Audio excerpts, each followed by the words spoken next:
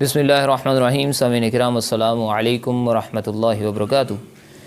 سامعین کرام، آج کے اس نشست کے اندر ہم عقائد پر تھوڑی سی بات کریں گے جو کہ بہت ضروری ہے۔ آج کل ہمارے اسلامی جمہوریہ پاکستان کے اندر بہت سے فتنے سر اٹھانے میں پیش ہیں اور ضرورت یہ سمجھی گئی کہ عقائد جو اہم عقائد ہیں جن میں تھوڑی سی بھی کمی آنے سے انسان دائرہ اسلام سے نکل جائے گا، اس کی حفاظت کرنا میری ذمہ داری ہے، کیونکہ اللہ تبارک و تعالیٰ کے نبی نے ارشاد فرمایا کہ العلماء ورثۃ الانبیاء، اور ایک نبی کا یہ کام اور اس کا فرض بنتا ہے کہ وہ اس امت جن لوگوں کی طرف وہ بھیجا گیا ہے ان لوگوں کی ایمانوں کی سرحد کی حفاظت کریں۔ جس طرح ہماری فوج سرحد کی حفاظت کرتی ہے، اس طرح ہمارا کام ہے، ہم لانچ کیے گئے ہیں کہ ہم ایمان کی سرحدوں کی حفاظت کریں۔ تو آج جس بات پر ہم بات کریں گے، جس نقطہ پر ہم بات کرنا چاہتے ہیں، وہ یہ نقطہ ہے کہ چونکہ ابھی ریسنٹلی جو 7 سپٹمبر گزرا ہے وہ قادیانیت کے حوالے سے تھا، جو کہ ہمارے کانسٹیٹیوشن 1973، اور اس کا کریڈٹ جاتا ہے بھٹو کو کہ انہوں نے تاریخی فیصلہ 1973 کے کانسٹیٹیوشن کے اندر جنرل اسمبلی کے لیول پر کر دیا۔ وہ یہ تھا کہ قادیانی ہمیشہ کے لیے غیر مسلم قرار دے دیے گئے پاکستان کے آئین کے تحت۔ اسی طرح میں یہ بات کرنا چاہوں گا کہ قادیانیت کو ہم کیوں کافر کہتے ہیں، قادیانیت غیر مسلم کیوں کہلاتے ہیں؟ وہ صرف اس وجہ سے کہلاتے ہیں کہ جناب وہ میرے اور آپ کے آقا کریم خاتم النبیین جناب حضرت محمد الرسول اللہ صلی اللہ علیہ وآلہ وسلم کے بعد بھی نبی کو تسلیم کرتے ہیں۔ مجھے یہ بتائیے کہ جو لوگ صراحتاً اس بات کو تسلیم کر لیں اور آپ کے سامنے اس کو واضح کریں، وہ تو دائرہ اسلام سے خارج ہیں۔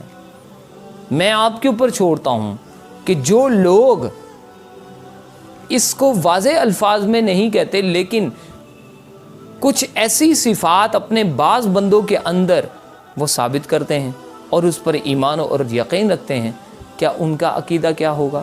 کیا وہ عقیدہ ٹھیک ہے کہ نہیں ٹھیک؟ اس لیے کہ آپ جب بھی آپ کو کوئی ڈیزیز آپ کے باڈی کے اندر آتی ہے تو آپ اس کے اسپیشلسٹ سے جانا پسند کرتے ہیں، اسے پوچھنا پسند کرتے ہیں کہ یہ کیا پرابلم ہے۔ بالکل اسی طرح جو علماء ہیں اس امت کے، وہ اسپیشلسٹ ہیں۔ ان کے پاس یہ نہیں ہے کہ جو لوگ یہ کہتے ہیں کہ جناب یہ ٹھیکیدار ہیں اسلام کے، نہیں ہیں، بلکہ ہمارے پاس یہ اتھارٹی ہے کہ ہم لوگ آپ کو احادیث کی روشنی میں صحیح بات بتا سکیں۔ اور اللہ کے نبی نے ارشاد فرمایا جو جھوٹی بات مجھ سے منسلک کر کے لوگوں تک پہنچاتا ہے، گویا کہ اس نے جہنم پر اپنا پل بنا لیا، یعنی جہنم میں آسانی سے گرا دیا جائے گا۔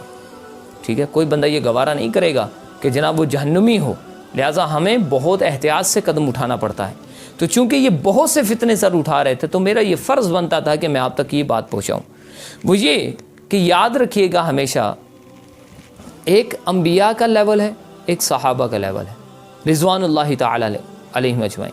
انبیاء کے لیول کو اللہ تبارک و تعالیٰ نے کہ نبی نے ارشاد فرمایا، اور اللہ تعالیٰ ارشاد فرماتے ہیں کہ انبیاء معصوم عن الخطا ہیں، انبیاء کے علاوہ کوئی معصوم عن الخطا نہیں ہے، ان سے کوئی غلطی نہیں ہو سکتی کیونکہ ان کی رہنمائی اللہ تعالیٰ کر رہے ہوتے ہیں۔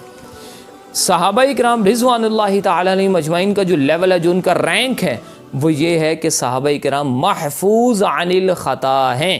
محفوظ عن الخطا کا مطلب یہ ہوتا ہے کہ اگر ان سے یعنی کہ بشریت کی وجہ سے کوئی غلطی رونما ہو بھی جاتی ہے تو اللہ تبارک و تعالیٰ دنیا میں ہی ان کو معاف فرما دیں گے اور آخرت میں ان سے کوئی یہاں حساب کتاب اس حوالے سے نہیں لیا جائے گا۔ اس کو کہتے ہیں محفوظ عن الخطا۔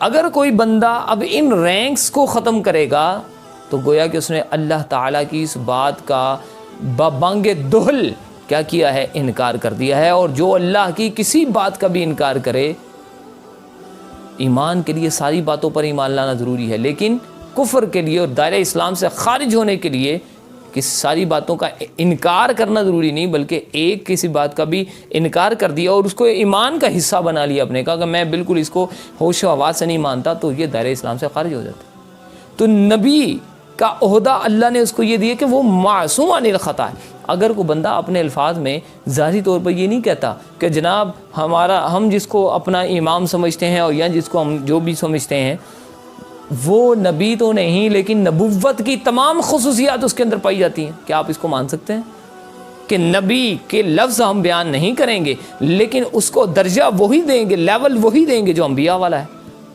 یہ تو دماغ خراب کرنے والی بات ہے کہ جناب آپ اس کو لیول وہی دے رہے ہیں اور صرف نام نہ ہونے کی وجہ سے آپ کیا کریں۔ تو ہمارے یہاں پر ایک ایسا گروہ بھی موجود ہے جس کو بارہا درست کرنے کے لیے پیش قدمی کی گئی، لیکن وہ اپنے اس عقیدے پر جو ہے وہ جمع ہوا ہے اور گڑا ہوا ہے اور نبی کے عہدے کو بھی نہیں مانتا۔ الفاظ میں وہ نبی سے بعد نبی کو مانتا ہے، نہیں مانتا، اور لیکن اس کی صفات کو دوسرے کے اندر وہ شامل کیے ہوئے ہے۔ آپ مجھے بتائیے کہ آپ اس بندے کو کیا کہیں گے کہ جو یہ کہے کہ نبی کے بعد بھی کوئی ایسی ہستی ہے جو معصوم عن الخطا ہے اور اس کے اندر وہ تمام کوالٹیز پائی جاتی ہیں جو ایک نبی اور میرے اور آپ کے آقا کریم خاتم النبیین جناب نبی کریم صلی اللہ علیہ وسلم کے اندر پائی جاتی ہیں، وہ یہ بات اگر کہتا ہو تو آپ اس کے بارے میں کیا اپنا خیال رکھیں گے؟ وہ آپ ذرا سوچئے۔ میں تو اس کو دائرہ اسلام میں نہیں سمجھتا، کیونکہ وہ میرے نبی جیسا، جس طرح اللہ اپنی ذات اور صفات میں اکیلا ہے، وحدہ لا شریک ہے، اس طرح میرا نبی بھی اپنی ذات اور اپنی صفات کے اندر وحدہ لا شریک ہے۔ اس وجہ سے ہم اس کو نہیں کر سکتے۔ تو آپ مجھے ضرور کمنٹس کے اندر بتائیے گا کہ آپ اس چیز کے بارے میں کیا سمجھتے ہیں، یہ مجھے بتائیے گا۔ اللہ تبارک و تعالی ہمیں بات سننے کی اور عمل کرنے کی توفیق نصیب فرمائے۔ وآخر دعوانا ان الحمد للہ رب العالمین۔